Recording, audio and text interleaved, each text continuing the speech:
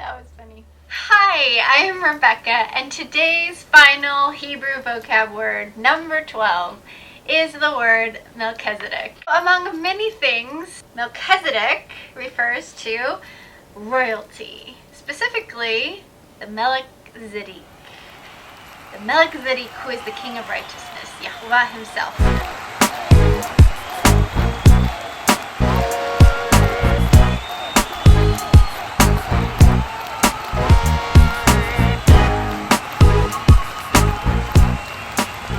That is what Melchizedek refers to. So this website, the MelchizedekPriesthood.com, uses this word a lot because it's what we're all about. It's why we're here. Future videos that we create will explore in more depth the history of the Melchizedek and the Levitical priesthoods, the high priest and king in this order, the Melchizedek covenant, and how you can enter and operate in this Melchizedek priesthood.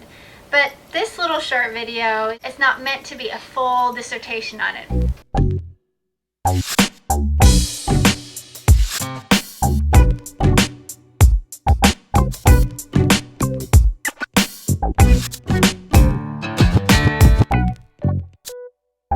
Alright, it's just a short, little, quick video trying to get us on the same page as to what we are talking about when we say the Melchizedek X, or when I use the word Melchizedek.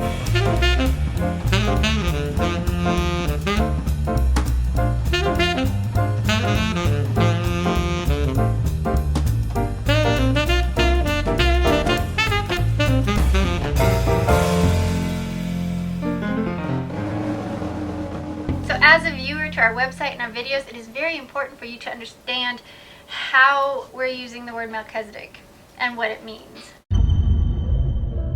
We are not teaching the Mormon or the Church of the Latter-day Saints view of the Melchizedek priesthood.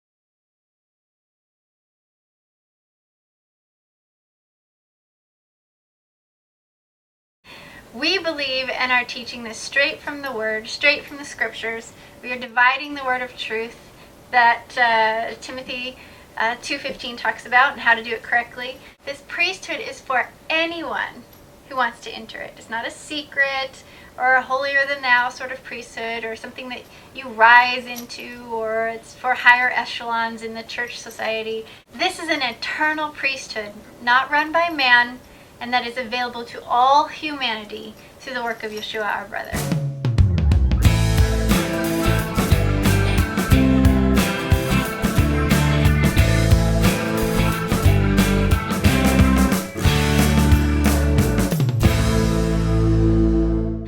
Pronounce this word differently across the board. They say it in many different ways. Some say Melchizedek, some say Melchizedek, others probably say it in ways that I haven't heard before. So we are choosing a more universal and standard spelling of it to make it easier for Westerners to read and say. So we are pronouncing this word Melchizedek. Sometimes I get a little tongue-tied, and you might hear me get tongue-tied, but most of the time, Melchizedek. First off, the word Melchizedek is the formation of two words, Melchizedek, which is how some people pronounce the Melchizedek priesthood, Melchizedek priesthood. But it is formed by two words, Melech, which means king, and Zedek, which means righteousness.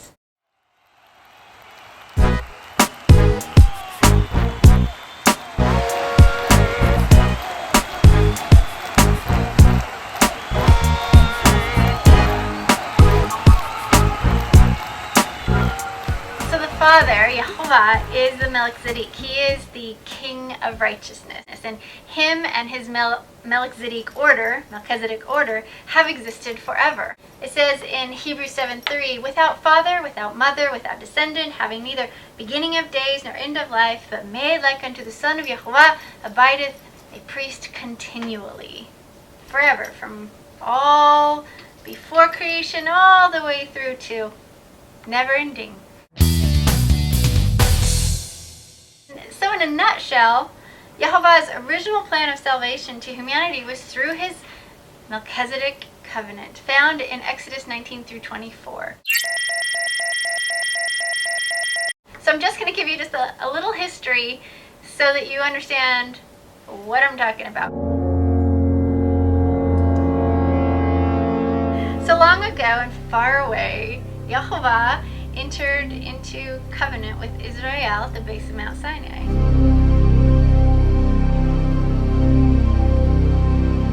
His plan was for Israel to become a nation of priests that would go out into the world and invite the nations into this beautiful, everlasting, life-saving covenant.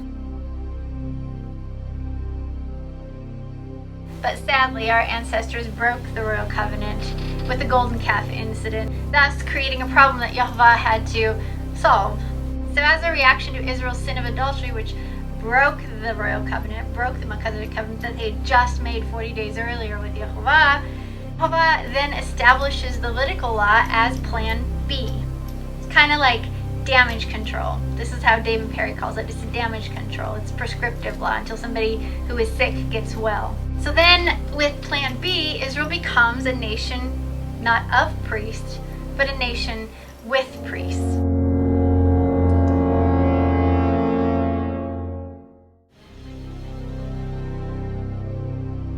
Israel looked drastically different at that point from what Yahuwah had originally intended when he wed them in the wilderness. But this Plan B was only to be for a time until he could restore his original Plan A intentions. Okay, so speed ahead to Yeshua.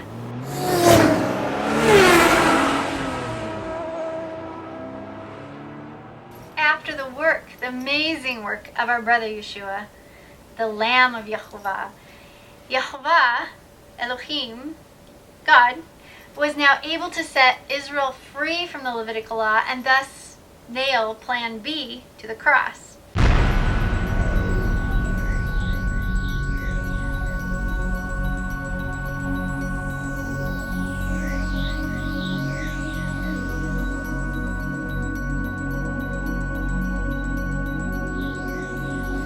He was able to change the priesthood from the inferior Aaronic order that he established, remember, just for a time, to the superior Melchizedek order that has always been and always will be, because he has always been and always will be. This is good news, my friend.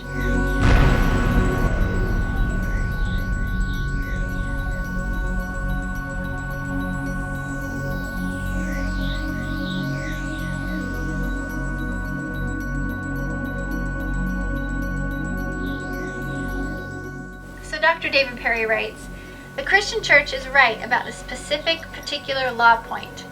We are no longer under a Levitical priesthood with this Levitical law. This law does not remain." 2 Corinthians 3:11 and 13. Yet the Melchizedek priesthood covenant law and issues stand in their original Melchizedek place and therefore remain.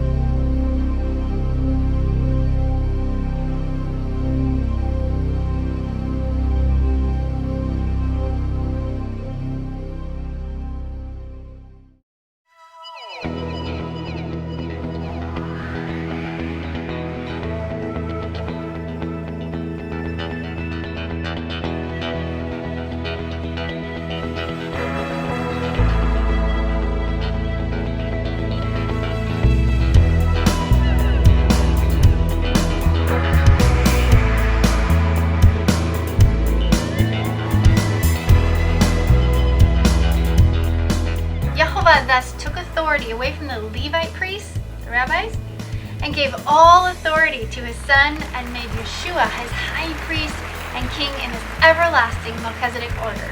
He was able then to reestablish for all humanity the beautiful and life-saving plan A, despite the counterproductive actions of his adulterous wife Israel, whom he still loves very deeply. This is one of the most amazing and beautiful accomplishments that Yahweh has ever performed. And we are fools if we reject it and don't give him and his son full credit for this amazing feat and phenomenal task that they accomplished in the middle of this incredible, unrelenting war, no less. You are truly blessed if you can see this Melchizedek priesthood, and you are truly unblessed if you can't. And if you can see it, and you reject it, you are truly dishonoring Papa and our brother if you continue in the Levitical and rabbinical mindset after learning this. May you be given eyes to see and ears to hear, so that your heart and your lips will burst out with continual praise for the one who has done this, who has risked everything and done it under impossible conditions so that you would have the choice to live or die.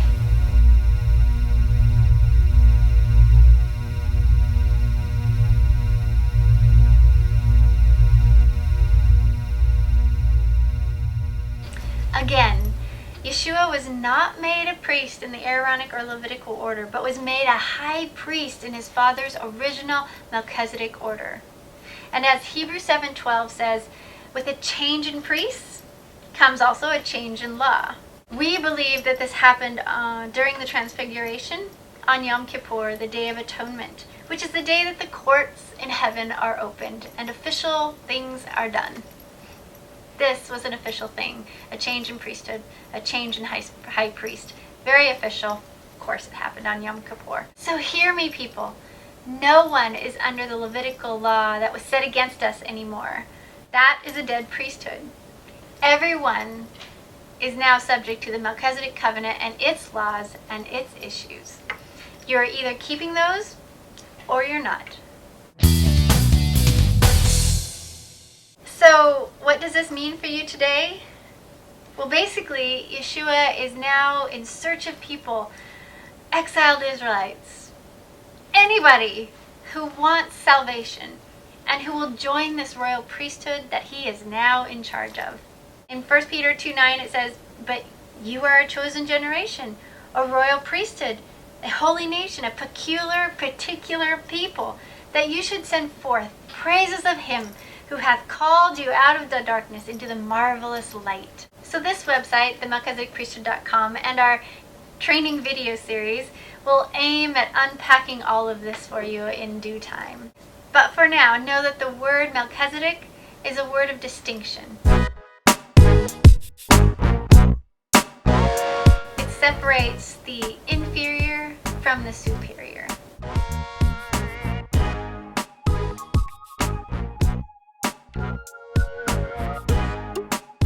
The understanding of this word and this priesthood is going to change the face of Israel coming out of the nations. They will not automatically go straight to Levitical Law with the messianic crowd that's wrapped in rabbinics. They will have a place to go. You will have a place to go. The Melchizedek priesthood, it is what is there. It is what's available. It is the beautiful priesthood, the only priesthood available actually. This is what the gospel of the kingdom is all about. We hope to help you discover and make the distinction between the Levitical Law, which was done away with at the death of Yahshua, and the Melchizedek Law, which he restored at his resurrection, and how all of that relates to the new covenant that believers, Christians hold so dear to their hearts. There is a connection, and we will unpack that in a future video. So while we create those future videos, there are a few things that you can do to learn more and join in. You can purchase the book Back to the Melchizedek Future by Dr. David Perry. Now, Dr. David Perry isn't the only one speaking on this, but this book rocks. This is a fabulous book. This is a must-have read for all Melchizedek priests. I love this book. You need to get listed on the Google map here on this website so that you can find fellowship in your area or travel across the world to find that fellowship. You can list your Melchizedek-minded event on our Google event map here on this website. You do this so that you can find other people who want to come to your feast table, who have the same view as you, who understand this covenant, or who want to learn more, and then you can teach them about this as well. See, then you'd be operating as a Melchizedek priest because you'd be going out into the world and you'd be inviting the nations and other people into this life-saving covenant, and you would become a teacher. This is what this priesthood is all about. You can take the short and fun online course, Characteristics of a Melchizedek Priest, offered through Teshuvah College, to see or be reminded of what our High Priest Yahshua requires of his priests. That's a fun course you should take. And it doesn't cost very much at all. $12. Sign up to receive the up-and-coming Melchizedek Lifestyle magazine. Doesn't it sound neat? You will love our vision for this magazine. It's a magazine to help you walk this out where the rubber meets the road. You're at home, at school, in the kitchen, at work, during the holidays. It's all about change and tweaks to your lifestyle. But this will be a beautiful way that you can engage with this material. Not only will you be able to just subscribe to the magazine, but you'll also be able to contribute to it. Subscribe to our YouTube channel so that when new training videos become available, you will get notice of them.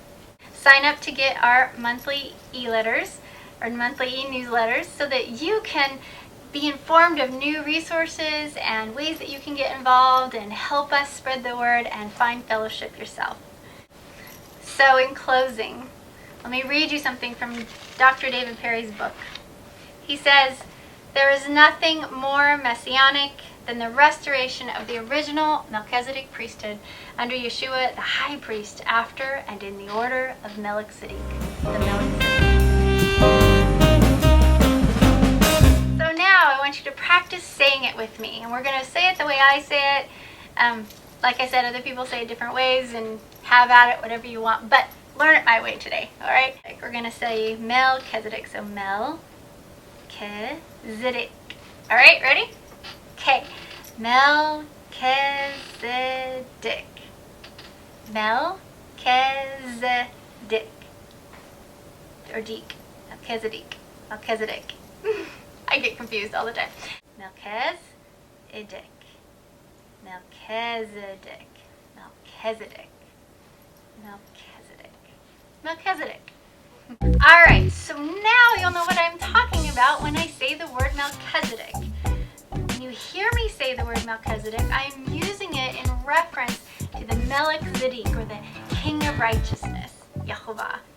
I'm also using it to refer to the royal priesthood, or the royal covenant found in Exodus 19 through 24, or I'm using it to refer to the high priest and king in that order.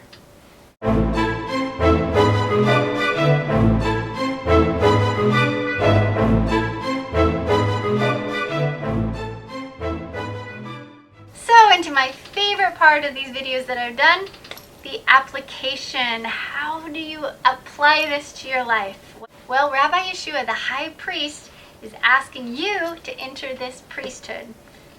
Don't delay. It's you say yes to the invitation. You say, yes, Yahuwah, yes, Yeshua, I want to follow you. I want to be in this royal priesthood, so teach me. Yes, say yes. Just say yes. Yes is a good start. Number 2, then you do a mikvah of identification. So you're going to get a new identity in Yeshua. Remember we talked about that in my mikvah video? So you go back and you look at the training video on mikvah if you haven't, and look at that. So the second thing that you do is you mikvah, get into the water, and you die to your old self. You die to the Levitical Law, and you raise up into Yeshua, into new life, and into this new, beautiful, new covenant, Melchizedek covenant, reestablishment of the original plan A. That's the second thing you do. And then the third thing you do is you have to ask the question, now, what is required of me? That I will do.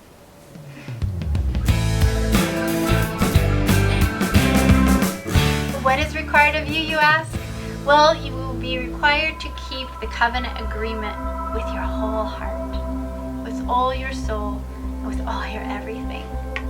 To do this, you will need to eat of Yeshua and have him in you. You will need to drink of him and eat of him so that he is living inside of you.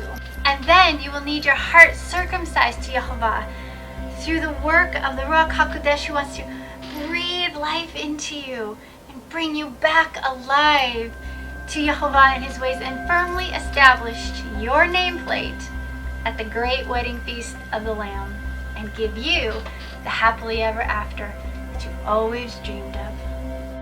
So in closing, study this royal priesthood and its requirements, and then enter it and obey Yahovah and Yeshua, and then call yourself a Melchizedek priest.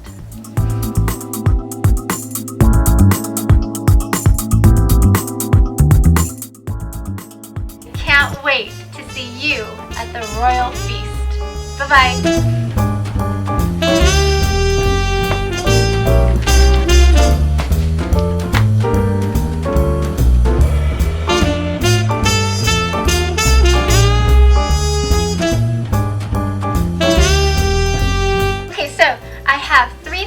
Share with you just really quickly that are here. One, we went over this before.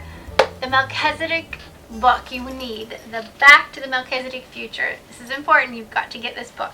There'll be a link here right beside this video for you to get this book. It's all over the website anyway. Also, I want to show you this. This is our Kiddush cup. It's called Kiddush cup. And this is like, it's such a beautiful cup and a beautiful tradition that you do during Havdalah and different times, where you fill it till it's overflowing and with wine, and it represents like you want your life to be overflowing with joy, and you're asking Papa for the next week to fill your heart with overflowing joy. So I love this little tradition, but I have to say that I have it on this video because when you pick this up, it's heavy, it was very expensive, has jewels on it. It's just really beautiful, and when you pick it up to drink, I feel like a princess. I feel like a queen. I feel like royalty. And no matter how poor you are, I think that it's important to have something once in a while that reminds you of who you really are. And even in all our trials and with the loss of everything that my family and I experienced, we had this one little object that actually, like, it had this very bizarre thing that it did to me. It made me feel like royalty, and I know it goes way beyond an article, but I liked it because it represented royalty and it made me feel royal. It reminded me of who I am. And also, I wanted to show you this. This is This is a bracelet. It's a feast bracelet. It's a Moedim bracelet that I had made for my daughter's rite of passage, bat brit passage, or bat mitzvah passage, as some might know it. But it has a little charm for each feast, and I love it. I think that it has a lot of meaning for her. There's all kinds of things on here, but it reminds her that these are the holidays that she is participating in, and so her and I kind of fight for this bracelet to wear it at different feasts and different important times to represent, to just say, hey, I love the feasts. Thank you for watching all 12 of these. If you haven't watched all 12, go back and watch them, and I hope that you've enjoyed these little videos. If you have, send me some encouragement, tell me you like them, and I will do more. I'll do more anyway, but it would be wonderful to hear from you.